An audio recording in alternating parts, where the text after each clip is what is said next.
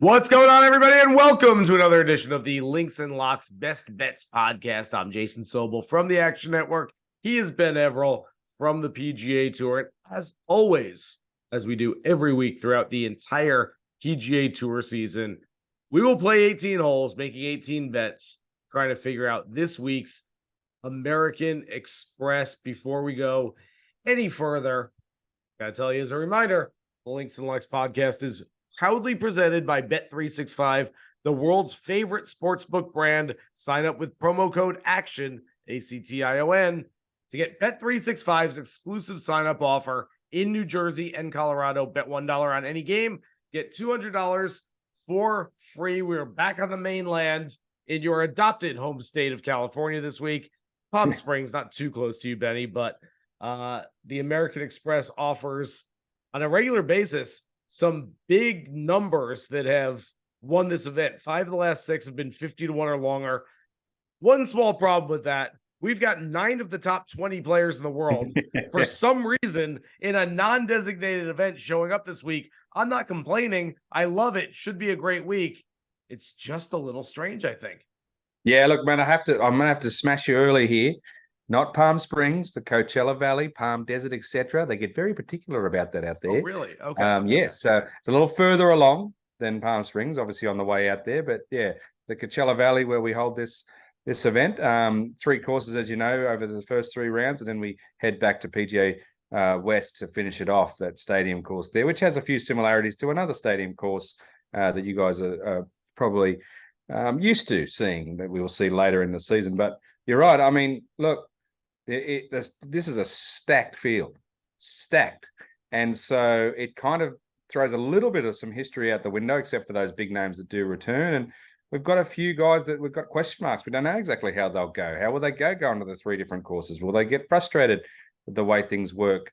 Playing in that pro-am style out there in the desert. I don't know, but it's certainly intriguing. Leading in after what was an interesting Sony Open in Hawaii as well, where my long shot, that 80 to 100 to 1 Chris Kirk that I told you guys about, he looked like he was going to get it done for a long time, but just could not come home. And then international team legend Siwoo Kim smashing it home. Well done, Siwoo, and keeping up that trend of, what was that trend you brought up last week? People who had played the week before or something. Did Correct. that catch yes, Did yes. that work for you?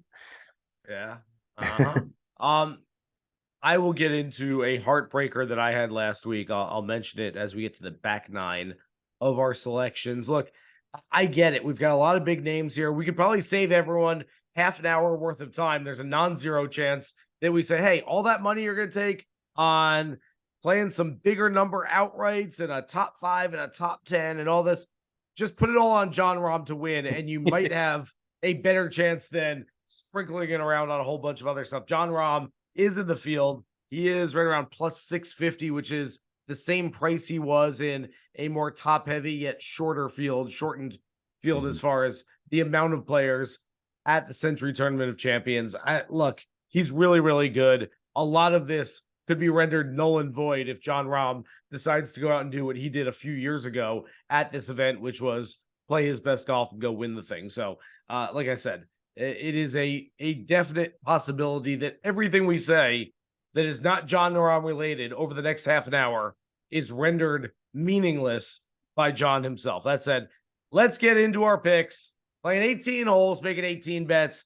Ben Everill, you're on the tee. Swing away. Yeah, I'll before I go to my first of 2 outrights, as I do, I used to hit one in the beginning and then one at the end, just to sort of piggyback off what you were saying there with Jon Rahm. Jon Rahm is not in my list this week, but please don't take that to mean that I don't think he's worth looking at if you're doing your picks, your fantasy, your betting, whatever it is you're doing. Yep.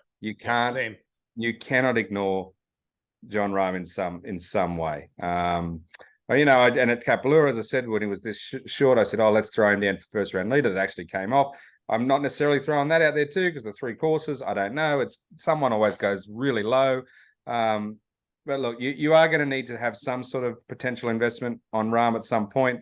I'm an advocate for maybe just waiting and seeing after that first round, or sort of seeing where he ends up playing and whether you think he's going to surge home or not. And just don't put yourself out there too much in all your other selections. Wherever you go, leave yourself some room to jump on the Rahm train if need be. But that being said, my first winner, I'm not going outside the too much chalk here.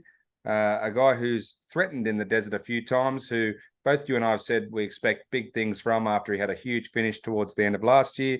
Tony Finau, for me, is someone that you cannot ignore. Tony is playing his fourth in a row, I think. He was T14 in 2020 when he faded a little bit and probably should have won. Well, that was, I think, maybe 2021 when he was fourth. Should have definitely won that year. He's gotten rid of sort of that, what did we say, the gorilla or the whole jungle off his back by winning a few times since these close calls he had. So top 10 at Kapalua. I think you sort of must look at Tony Finau in some of those outright markets. Yeah, that makes a whole lot of sense. Obviously, Tony, we've talked about him on the podcast many times over the last 3, 4, 5 months, and he has certainly learned how to win, I think, which is something that had eluded him for a while. He always had the talent. Now he's got that winning mentality. All right, hole 2. I always like to start out with a long shot for an outright ticket, Ben. My long shot has become much shorter over the last 12 hours or so. We're taping this on Monday evening. When the odds first came out, Andrew Putnam was somewhere in the 85 to 90 range. Yeah.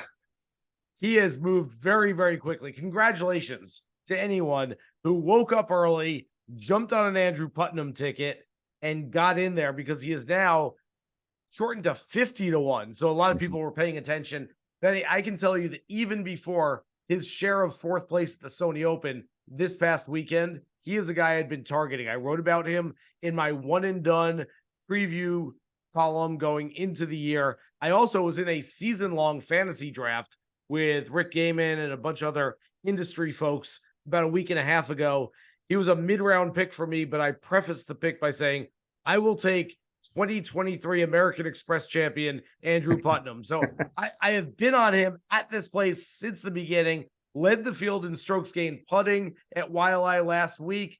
Yeah, we usually like to look at guys who are ball striking a little bit more than guys who are putting, but this one should turn into a putting contest. No winner has failed to break 20 under in more than 15 years at the Amex. And so if you're looking for a guy to make a whole lot of putts, you're looking for a guy that's got some win equity, a guy that plays his best golf on the West Coast, Andrew Putnam is sitting right there for you. Yeah, well, they're going to make me shuffle my deck here and bring him up now. I had him under my top 10 at sort of plus 500 or more, depending on how quick you were when you got it. And as you said, those are coming down fast for Andrew Putnam. He's also on my ticket. Look, I think it's 13 straight tournaments without missing a cut as well. He's been going with a couple of top 5s. As you mentioned, top 5 last week, I think 4th. And at PGA West, since 2018, he's not missed a cut. He's 5 for 5 in his last 5, and 4 of those top 25s. So every streak, every pointer, every marker is pointing to him. That's obviously why there were some smart sharps out there who saw the big odds, grabbed it quickly, and forced that number to just rocket down. We're throwing a bunch of pressure on him probably, so he'll probably open with a 73 now on a course that everyone else shoots 62. But no, I think Putnam is definitely good to sprinkle across. You're still getting decent numbers because of how strong the field is. So I had him slated at my top 10 slot. He's got one of those sick Johnson Wagner mustaches going on right now, too. So you can't root against a guy with a stash. Hole number 4. Last week on the pod, I told you my favorite top 5 play was Cam Davis, the Australian. I'm going right back to it this time. First of all, I love getting to an Aussie before you do, Ben. That's just one of my favorite things. The little pleasures in life, Secondly, when I gave you Cam Davis last week, I gave it with the caveat of I don't necessarily love him at YLI. I just think he's so talented that he can accidentally work his way into a top 5. This is a trio of golf courses. This is a venue where I do like Cam Davis's game, and I do think he has a good chance of being right up there. He's played it 3 times. 2 of them were top 30s, the first 2. The third was a 3rd place finish 2 years ago. I'm not sure why he didn't play last year. That might give me a little bit of pause just after he finished in solo third in 2021 and then didn't show up for a year, you might have an answer to that. But other than that, I like everything else about him. 10-1 for a top 5 play this week on Cam. I am totally going off a memory that could be completely wrong. And by the way, you forced me to shuffle. He's on my card again. I didn't have as much faith. I put him in the top 20 bracket, plus 240, 250, depending. But only because I've already filled the other slots. I do think he's worth value right across the board. But as I said, my memory serves me. He may have just had the flu or was a little sick this time last year. I could be wrong.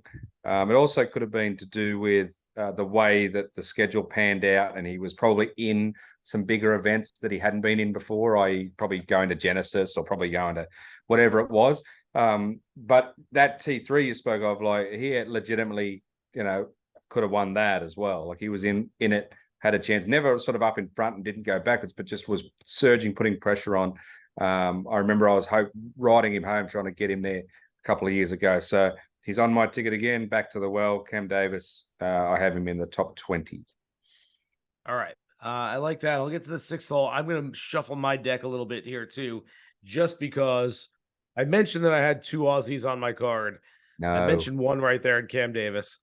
6th hole, Jason Day, who was playing some very good golf at the end of 2022. Yep. You're laughing, Benny. I don't know if that's I'm laughing because I have him as well, or I'm laughing because that's a terrible pick. I'll find out from you in a second. At the end of last year, he finished 21st or better in 4 of his last 5 starts. He's at plus 240 for a top 20 finish. Here's what I really like at Bet365, where you can bet final leaderboard placement.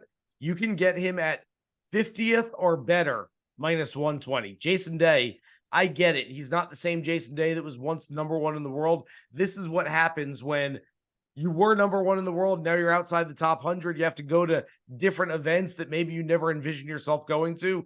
Came to this one last year, had a couple of good rounds, a couple of really poor rounds at PGA West. I expect a little bounce back this year. Well, I had the exact same bet. So lucky I wrote down 2 in that special market Bet365 puts out. So I will just say, yep, to what you said with Jason. He bases himself in that area this time of year because of snow in Ohio. He's been practicing well from all reports.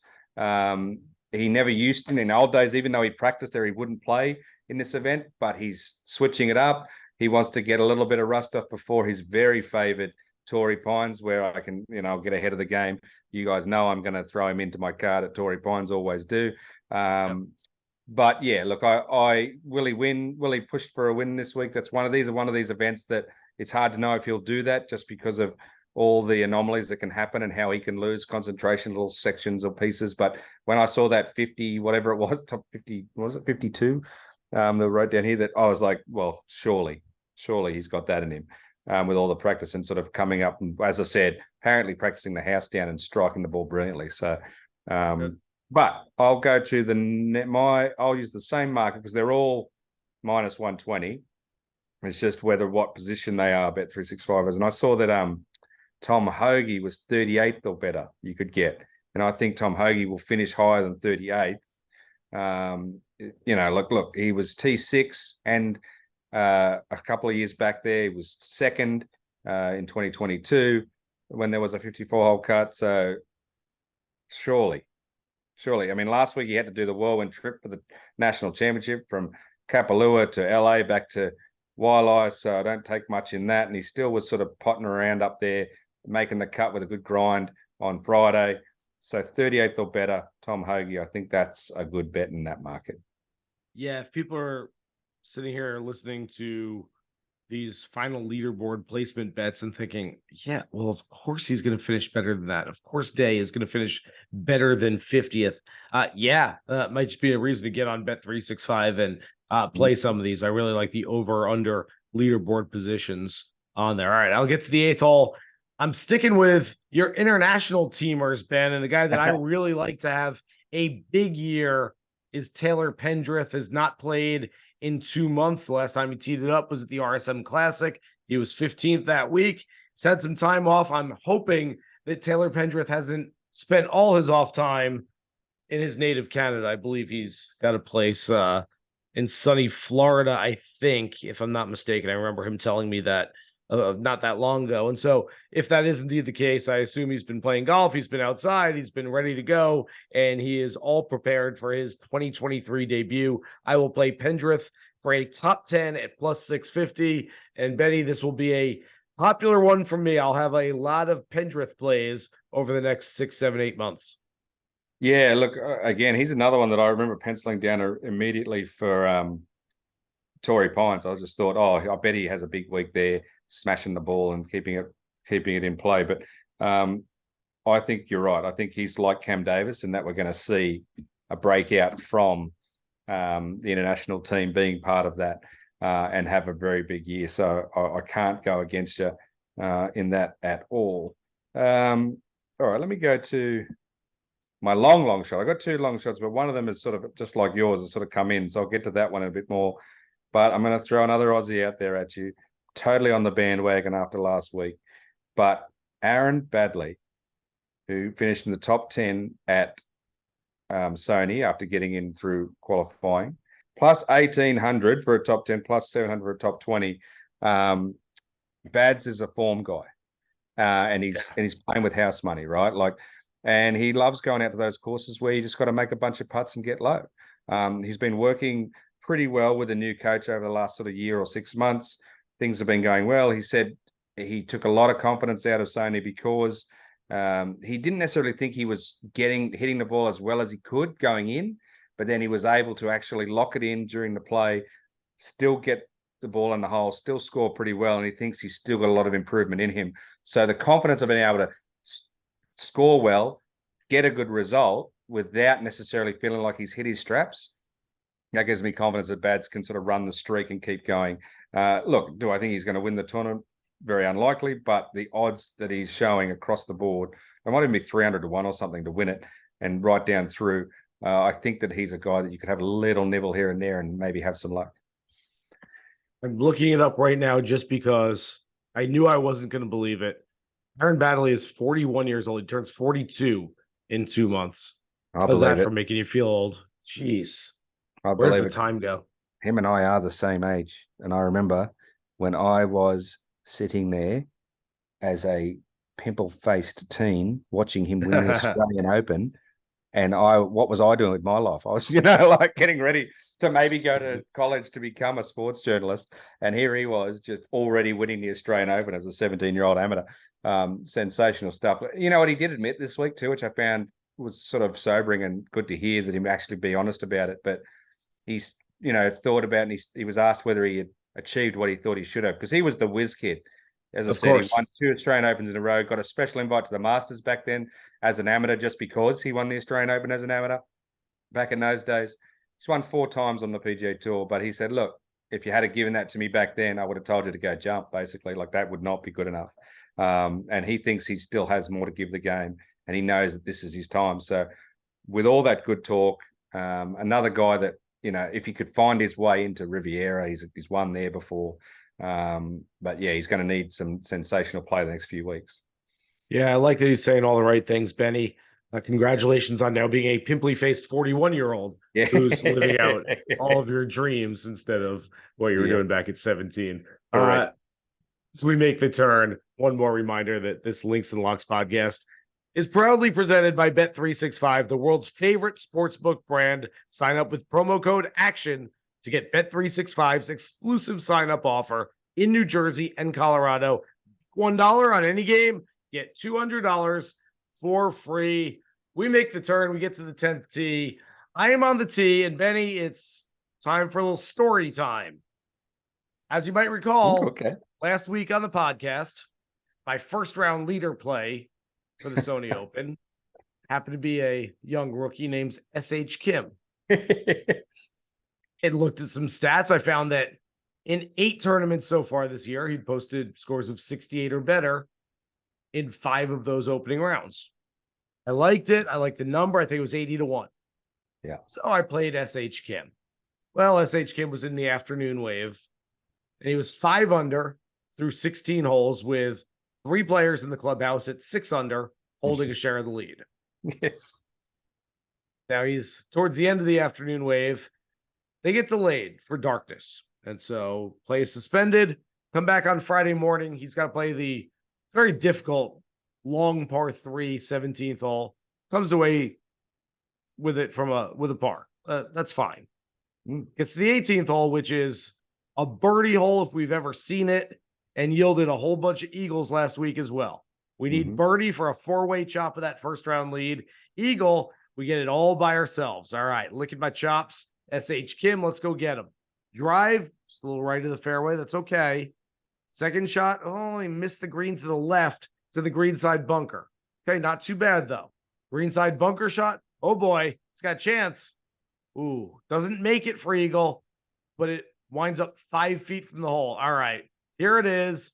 Roll it in. Birdie putt for S.H. Kim. We get a 4-way chop for the first round lead. Only one little problem. Can you guess, Ben Everill, what the problem was? I'm going to say that there might have been a lip out involved or something. He's got to make that putt. Yeah, I still couldn't bring myself to watch it. I have not seen it, but somehow the ball did not go into the hole from 5 feet away for S.H. Kim. He makes par. Shoots just a brilliant 5 under 65.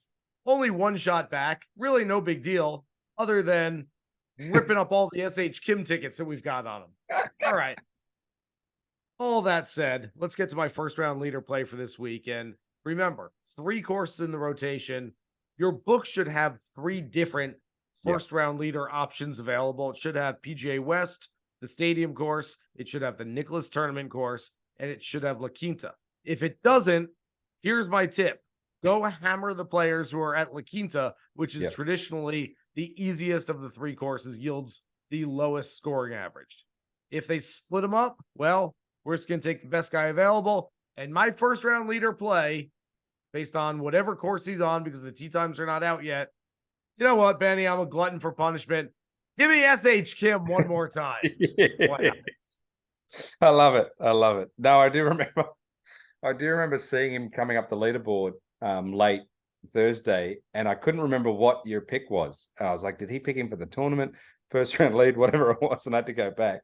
And I did have a giggle that just the fact that they went to darkness, because I'm like, oh, he's got to wait on that now. Yep. And then I forgot all about it, to be honest. The next morning I forgot to check like how he finished off. So that's a good story. I love it. And look, I think I said when you picked him last week, he is another player that you do need to keep your finger on the pulse there. It's a young guy who's coming up through, maybe not Tom Kim, but definitely someone you got to keep an eye on, right? And speaking of first round leader, sad stories, at least you were in with a shot. My method of going with the favorite, Tom Kim, he was disastrous at Sony and showed once again that no matter how good you are, you probably need at least one trip round Waialae before you do any good there. If you had gone down the list of favorites, though, how nice of a bet would it have been to have Jordan Spieth first round leader and then not have him for the whole tournament? Of course, he wound up missing the cut. Went 64, 75 last week. Right. So the methodology is there. Those top guys, if their numbers aren't great. And so I looked at it again. Look, that's where if we want to go back to the well there. That's where you could look at Rahm, but you're not going to get a whole lot more. It's going to be similar to what happened at Kapalua. You might get 12 to 1, 11 to 1 that he'll be the first round leader. That might be where you decide to get a little bit of Rahm action ahead of time, especially if you can find where there isn't a chop with ties. Okay, so next for me, what are we up to? The 11th? 11th hole. So I'm going to give you a guy that I had originally slated for my top 5, but I've moved him from that to this bet instead. I found a group bet. So top 5, he was 450, this gentleman, but 350 you can get just to beat 4 others. So to beat Will Zalatoris, Aaron Wise, Tom Kim, and Taylor Montgomery at plus 350, Rookie of the Year Cameron Young. Cameron Young, people would forget, but this was a tournament a year ago that he was in sensational form and looked like he should streak them, and then had an absolute shocker on the final day.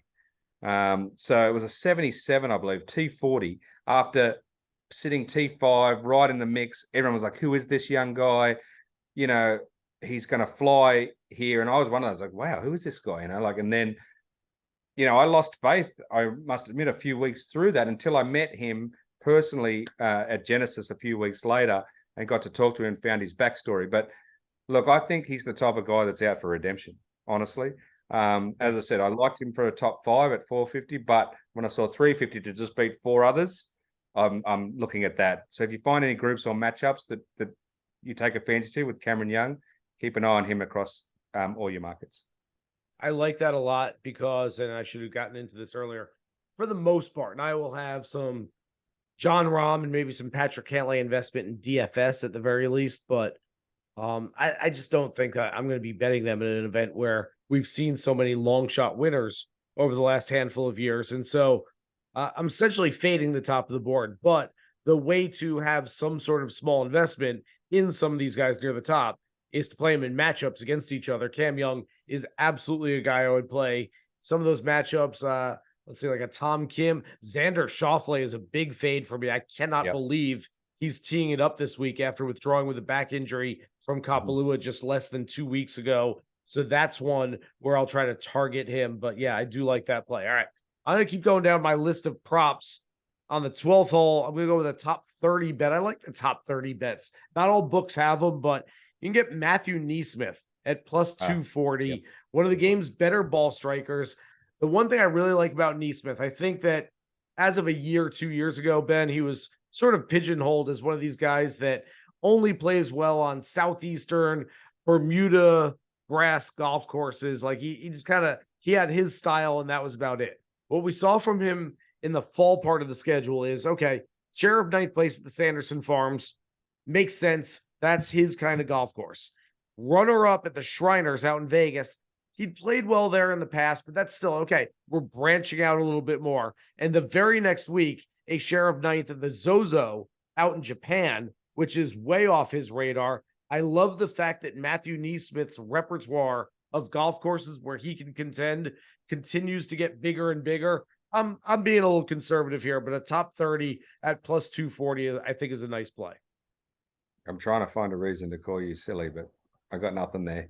He's he's good. He's good. And again, another one of those guys that I've loved just keeping an eye on in the back. Granted, it's so silly when you first get someone into your head and then you start paying more attention. I think we may have mentioned this in the pod, a year ago or whatever, but I saw his bag playing after Augusta National one year at one of our favorite courses not far from there. And just sort of started watching him from that point on. And yeah, he's got the goods. He's just got to put it all together in sort of a more consistent basis. And he's on the way there. So good play. He is also, by the way, one of these guys, and not everyone is like this. I know most fans would like to think that every guy on the PGA Tour loves playing golf. Like, hey, on my day off, I go play more golf.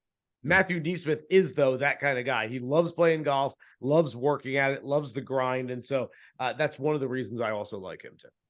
Beauty. Okay. Well, I'm going to take it to my top 5 play that I pivoted from Young to grab this gentleman. Left-hander, been in reasonable form. Since 2016 at the American Express, 6 out of 7 cuts, all of those top 25. Had 2 T3s in that time. Has been par or better in every round. That is Brian Harman. Brian Harman plus 650 I saw for a top 5 or around about that. Look, I just, again, sort of said it with Baddeley, just sort of taking the hot hand and someone who's flying along. I believe he's the highest placed guy in the FedEx Cup without a win at the moment. Him and Taylor Montgomery might be fighting over that spot. But yeah, look, just the form there, the way he's going. He's one of those guys that seems to pop up at this tournament most years. He just needs a little bit of luck and he can win it. So I like that 650 number for the top 5. I like that a lot. Very sharp bettor who I know only has a couple of plays this week so far. One of them is Brian Harman. So take that for what it is. One of the other ones is the guy I'm about to mention with my 14th hole, and that's Beau Hossler. Beau Hossler, I've got him written down here for a top 40, which pays plus 230. So it's still a nice plus money play just to finish in that top 25 percentile or so. That said, Beau Hossler at 200 to 1 as a massive long shot isn't necessarily a bad play, and I'll tell you why. He was 5th on the PGA Tour in putting last season. He's 18th in limited amount of starts already this season. The guy rolls it really, really well. There's a chance, and especially Benny, being out in California, they've had torrential rain through the Yeah. area, even in the desert. I know it's the desert. They've even had rain in the Yep. desert, and so these courses could be softer than usual. There might be more birdies than usual. You're going to need someone that can putt the lights out. Beau Yep. Hossler can do that. So again, I've got him written down for a top 40. That's the play here, but I certainly don't mind a big ticket on him as a lottery type play later on. All right, before I get to my 15th hole here, which is essentially was my long shot, but at 60 to 1, do you call that a long shot or not when there's guys 300, 400, 500 to 1? I don't know. Right. But I just wanted to get your thoughts because he's not on my book on our winner last week, Siwoo Kim. Look at who has won this event before a couple of years ago. I found myself thinking I was going to write him down just to talk to him a little bit. I thought I was going to write him down for sure somewhere. And then I stopped myself, and I know Siwoo pretty well, whatever. Just I can't help but think about that erraticness that he usually shows, and like I don't know why I don't think why as everyone else as I said, all these other guys I'm thinking momentum running through, etc. For me, it looks I look at Siwoo and go, he's probably still, having a good time, celebrating, whatever, and he probably turns up with no expectation and no cares this week. Does that make him more dangerous, or does that make him someone to stay off? Okay, so I'm glad you brought up Siwoo because I've got some thoughts on him. If you go back to 2 years ago and think about Siwoo and your thoughts on him and what he was like as a player, especially for the bettors out there, a lot of bettors loved him because he had that massive upside. Yeah. That 2021 Amex win was his third in his career. Also had won the Wyndham in 16 and, of course, the Players' Championship in 2017. But the high ceiling was offset by a very low floor. It was all or nothing. And so Siwoo's a guy that would have a 80 to 1, 100 to 1 type number next to his name because he missed a lot of cuts and played a lot of very poor golf on a regular basis, but at any moment could turn it around and go win a golf tournament. So he was a favorite of bettors because you were getting that high ceiling. If you look at Siwoo last season, it was a complete turnaround. It was a low ceiling. He only had one top 10 finish, but a really high floor. He made the cut in 23 of 29 starts. This season, it's been much of the same thing with 5 made cuts and 5 starts, but that high floor is now coming with a higher ceiling as well. So like you, I'm not sure I necessarily want to jump on him to go back to back. It just doesn't happen very often, but I do like playing that floor instead of playing the ceiling. And I think it's really smart to look at Siwoo against some players that you might not like in that 30 to 40 to 1 range where you can find him even money or even plus money in some head-to-head matchups this week. Yeah, thanks, man. It's really well thought out and good answers because, like I said, look, the reality is he's won it. Then he was T11 on, I think, defending his title. He was definitely more consistent, and that's what, in the end, got him picked for the President's Cup because we wrote a story literally a year ago, for this week in his title defense with Trevor Immelman talking about Siwoo and basically saying, we know he can make birdies. We know he can do that, and he'd be great. He's great in match play. He's not scared of anyone, which turned out to be the case. He probably, between him and Tom Kim, led the team the whole time and gave us a chance, albeit a small one, to pull out an upset. But he said, I just need to see him be a little bit more consistent.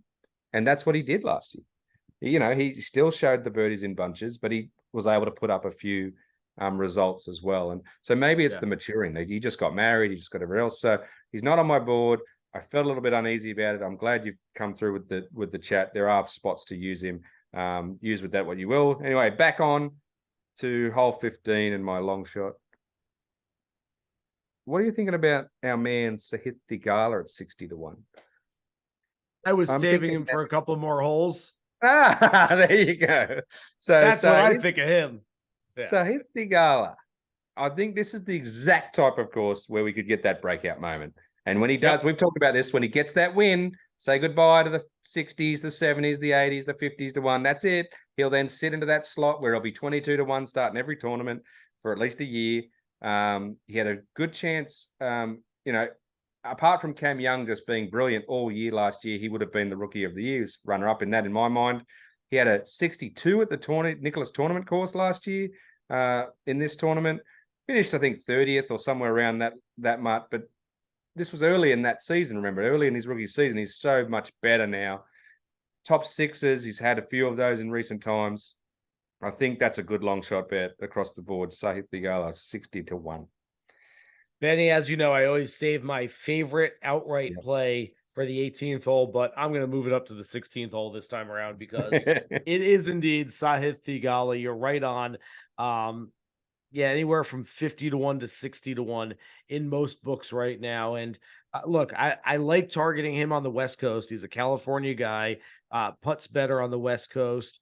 And I think one where you can make a lot of birdies makes a whole lot of sense. I will say this is not without some trepidation because, Benny, looking back at the stats, Theegala was not inside the top 50 in any major statistical category last season, and he's not inside the top 50 in any major statistical category this season.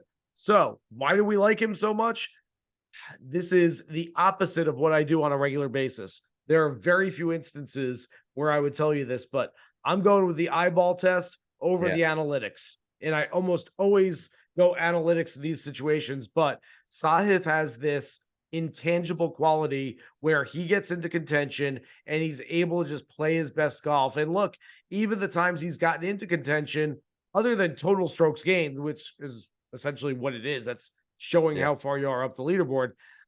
The rest of the stats aren't great. He's not going to hit it 330 off the tee. He is not going to lead the tournament in strokes gained on approach shots. He's probably not going to be the best chipper and putter this week, but I just feel like he's got that mentality when he gets his name on the leaderboard, he can go step on the gas pedal and play really good golf. And I like the number this week. Been saying it for a year now.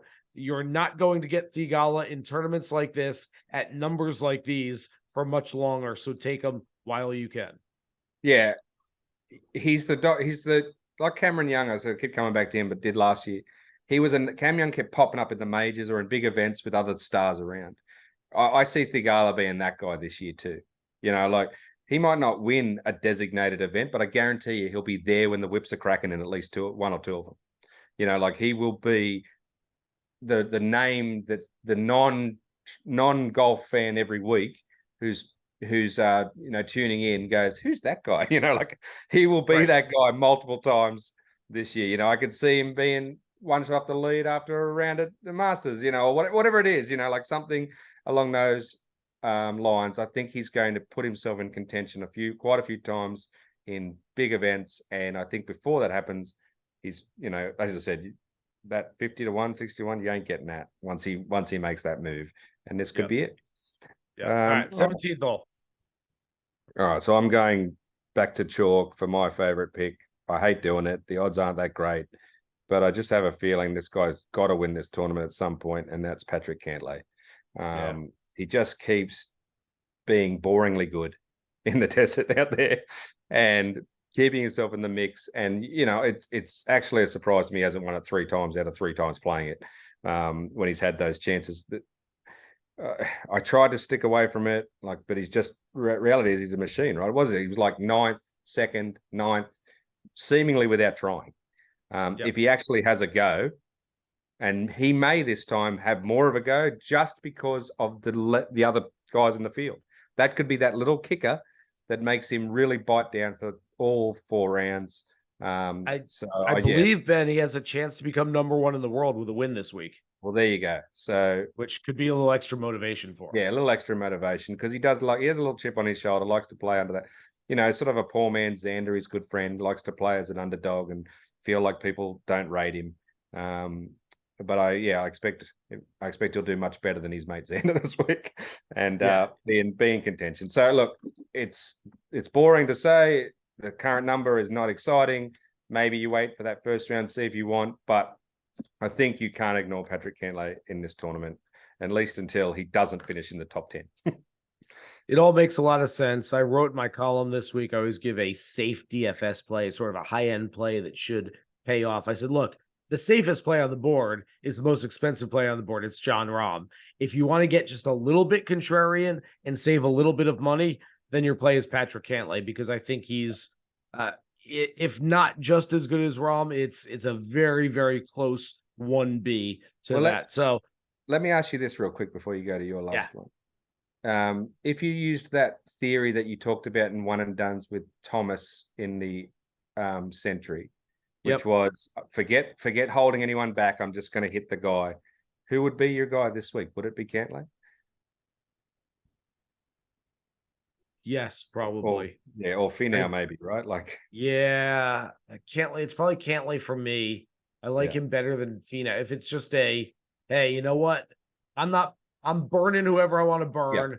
I'll figure out the rest of them when I get there. So yeah, if you're in a one and done pool, it's probably Cantlay. I mean, I guess you could say the same thing about Rahm, that you can't go wrong with Jon Rahm either. You probably holding on to Jon Rahm at least for another couple of weeks till we get to Torrey Bynes, if not one of the major championships. But Patrick Cantlay could be that guy. I will probably go much deeper with one and dones this week and save one of those guys. But if you're completely throwing caution to the wind and just going with a high-end contrarian pick, Cantlay might be my guy for that. All right, 18th hole, since I already gave up my favorite outright play, I'm just going to give you 3 other long shot plays that I like in sort of all formats this week. Wyndham Clark, 70-1, really good putter. I don't love the number in the outright marketplace. I thought he might be triple digits this week. 70 isn't great. Maybe we wait a day or two, see if he's just kind of being sneaky on the leaderboard. Maybe the price drops a little bit, but I do like Wyndham Clark, especially on the West Coast. Will Gordon playing some really nice golf right now. He is 110-1. And then Luke List, to me, this is just an auto play, and I wrote it in my column this week. But Luke List has opened up in some books at 200-1. He was 11th place at Kapalua just a couple of weeks ago. He had some injuries after winning at Torrey Bynes last year. I think that's more the type of place where he'll win, where scoring conditions are tougher and his ball striking can get him to a win. He is not one of the better putters out there. That said, it's 200-1 on a guy that I think is completely undervalued. Maybe you take a chance there. Yeah, good stuff, mate. We've given quite a few well-rounded picks. I think you've nailed this. Usually we're looking at the American Express, with all due respect, just sort of taking it a little easy. Like, okay, we've got a few guys to look at, some up and comers, some long shots, and some sort of things coming.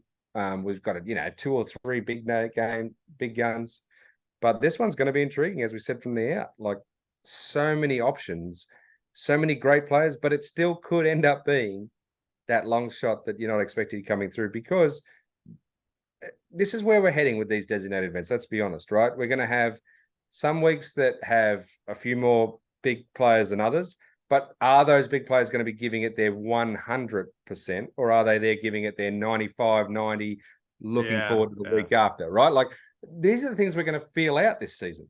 Is Jon Rahm there because he likes to do? He's won there, but he's really just trying to keep the roll going for Torrey, or is he really targeting this as, no, I'm going in all guns blazing, I'm just going to keep winning? It's an interesting sort of mindset and phenomenon we're going to be tracking all year. One last point, Benny. We mentioned it off the top. It's worth saying again, because a couple of years ago during COVID, this was a 36-hole cut. They only played 1 golf course. Back on 3 golf courses for the second year in a row. Back to a 54-hole cut. That changes your perspective a little bit. If you're playing make cut, miss cut props, if you're playing DFS this week, maybe it's a little more of a studs and duds type of lineup, because even the guys who might miss the cut, those lower price guys, they're still going to get 54 holes in and not just 36. So some decisions to be made based on that, which I think is important.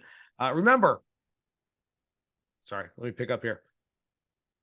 I'll say thank you to everybody out there for listening to this edition of the Links and Locks Best Bets podcast. Remember, you can find us anywhere where you find your favorite podcast. Download, subscribe, rate, and listen every single week during the PGA Tour season.